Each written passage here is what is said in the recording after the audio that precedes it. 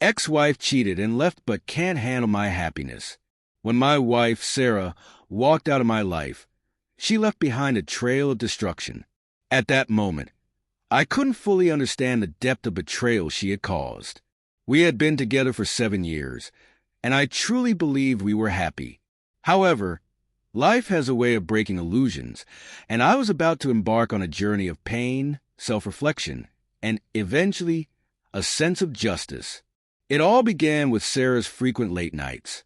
She claimed she was working overtime to help her company meet tight deadlines. I trusted her completely and never questioned her intentions.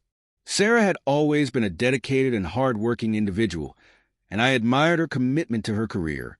On the surface, our life appeared perfect, but beneath that illusion, small cracks began to show. At the time, I had no idea that those late nights weren't entirely about work. Initially, I brushed it off, believing it was just her dedication to her job. But soon, I started noticing subtle changes in her behavior.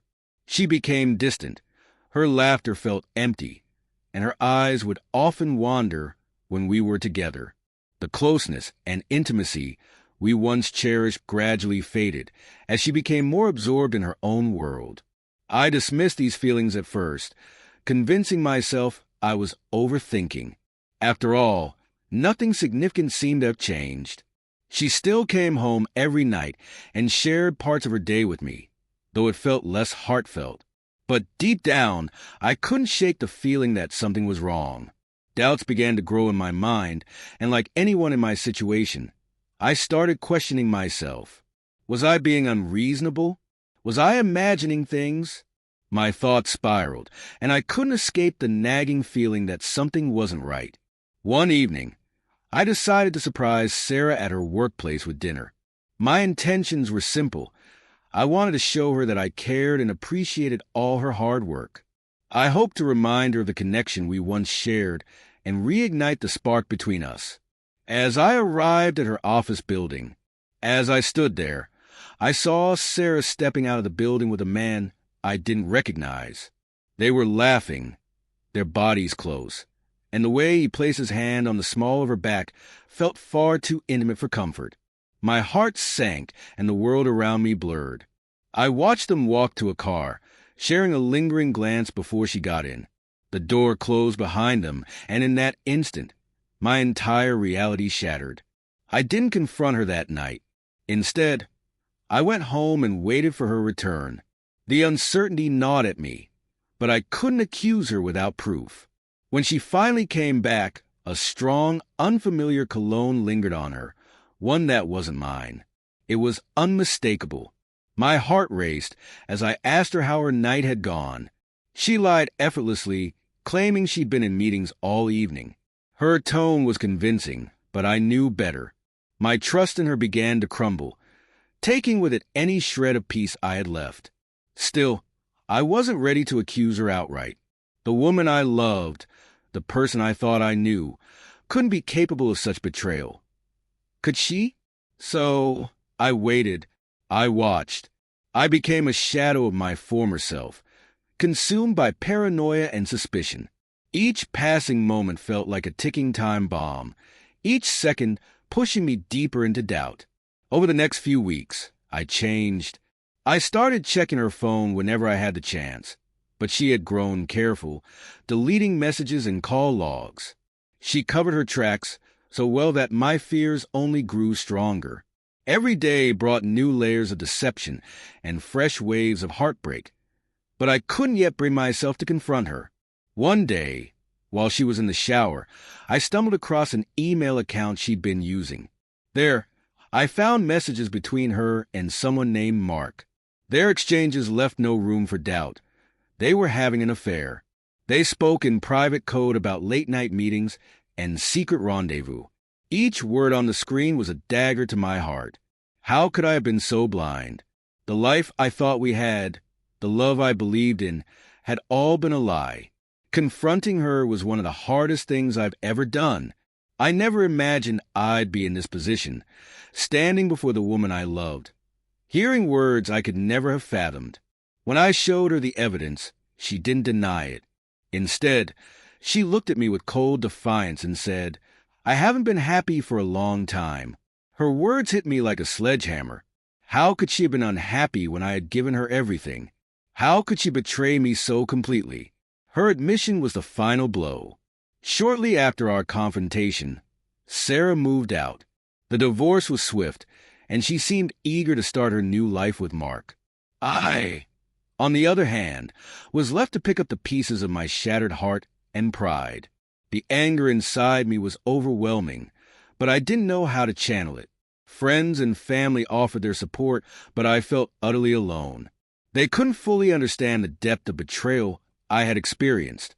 My nights were sleepless, consumed by questions. What had I missed? Could I have done something differently? Could I have stopped this? I spiraled into a deep depression. I lost weight, withdrew from the world, and spent countless nights in tears. Then, during one of those sleepless nights, my close friend Daniel gave me the wake-up call I desperately needed. "You're letting her win," he said bluntly. "She's out there living her life, and you're here drowning in misery. Get up and fight back." His words struck a chord deep within me. I realized that I had been giving Sarah power over my life, even after she had left. I had been so consumed by the pain of betrayal that I allowed it to define me. But I was stronger than this. I had to take back control. I began focusing on myself. I started hitting the gym, eating healthier, and seeking therapy to address the emotional scars Sarah's betrayal had left behind. Slowly but surely, I began feeling like myself again. To take it further, I enrolled in a business course I had been postponing for years. During this time, I discovered a passion for entrepreneurship. The idea of building something from the ground up, something entirely my own, ignited a fire within me. I poured my energy into learning, growing, and redefining who I was without Sarah by my side. The more I invested in my personal growth, the clearer it became that I couldn't simply let Sarah's betrayal define the end of my story. Not just for the sake of the man I was becoming, but for the principle of standing up for myself. I had spent so many years living for her, shaping my life around her happiness, that it was time to live for me. I needed to prove to myself that I could rise from the ashes, stronger, more successful, and unshaken. It wasn't just about healing. It was about thriving. Every workout, every class, every business decision became a stepping stone toward becoming the best version of myself. As I rebuilt my life, the thought of revenge began to form, but not in a destructive way. It wasn't about hurting Sarah. It was about showing her, and more importantly, myself, that I could move forward and create a fulfilling life without her. It was about proving that I was stronger than she ever imagined, that I was not the man she could walk over and leave broken. Months of grief gave way to resolve. My transformation became my revenge, not to win her back, but to show her what she had lost. My journey into the business world was anything but easy, but the challenges pushed me to grow. Every failure taught me resilience, and every success fueled my determination. 2 years later, the results were beyond anything I could have envisioned. I decided to take a leap of faith, plunging into something I wasn't entirely sure would work. To say it was a risk would be an understatement. I was a man broken by the betrayal of a woman I had once loved, unsure of who I was or where my life was headed. Yet, despite the uncertainty and pain, my venture took off faster than I ever expected.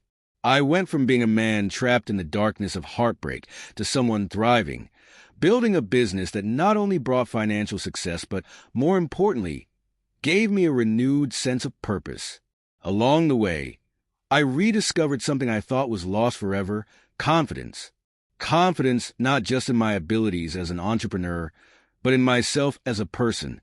For the first time in a long while, I could look in the mirror and feel proud of the man I was becoming. It wasn't an easy journey. There were days when the weight of my past threatened to drag me back into despair, moments when I questioned whether I was truly healing. But with every small success, with every victory, I grew stronger. My friends began to notice the change in me. "You look happier than I've ever seen you," they said. For the first time in years, I believed them. I felt like I was finally on solid ground. But, as life often does, it threw me an unexpected curveball just as I began to feel invincible. Out of nowhere, Sarah reappeared in my life. It started with an email, a simple, unassuming, "Hi, how have you been?" At first, I thought it must have been a mistake, a wrong recipient. Why would she reach out to me after everything that had happened, after everything she had done? But curiosity got the better of me. I clicked on the email, reread it several times, and after much deliberation, decided to reply. My response was polite but distant, cautious and far from welcoming. I didn't want to get tangled in whatever emotional web she might be trying to weave. The messages that followed Sarah's initial email were a series of revelations I never saw coming. She was no longer the confident, self-assured woman who had left me heartbroken and betrayed. Instead, she seemed lost, broken and humbled by the twist life had thrown at her. She told me about Mark, the man she had left me for. As it turned out, Mark had cheated on her. She explained how devastated she was, how he had torn apart the life she thought they were building, and how deeply humiliated she felt by his betrayal. Reading her words, I experienced a strange mix of emotions.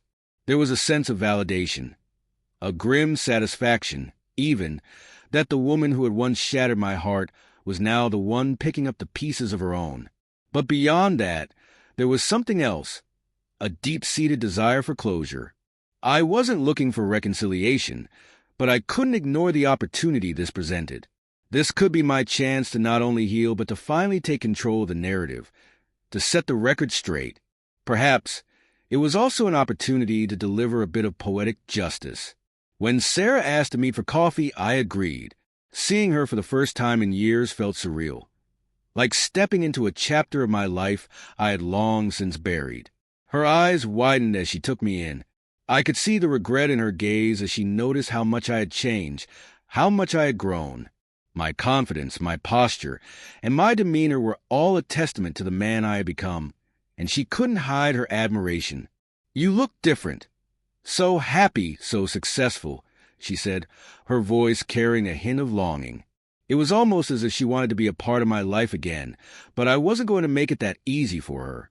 I played along, pretending to entertain the idea of rekindling something between us.